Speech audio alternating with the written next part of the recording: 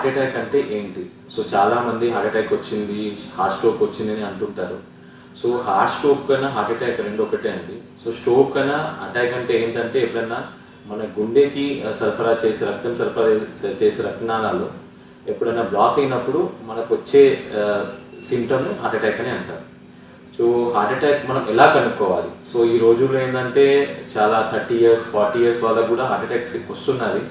So అది ఆ ఏజ్లో మనం చాలామంది అవాయిడ్ చేస్తాము. ఎందుకంటే ఆ 30 ఇయర్సే కదా నాకేం వస్తుంది, 40 ఇయర్సే కదా నాకేం వస్తుంది అని అనుకుంటుంటారు. కానీ కొన్ని సిమ్టమ్స్ ఉంటాయి, అది మనం కనుక్కున్నామంటే మనం త్వరగా ట్రీట్మెంట్ చేసుకోవడం అనేది అవకాశం ఉంటుంది. సో ఫస్ట్ మనకి heart attack symptom, most common symptom ఏంటంటే ఛాతీ నొప్పి అండి. ఆ ఛాతీ నొప్పి అనేది మనకి లైఫ్ ఎప్పుడు వచ్చి ఉండదు.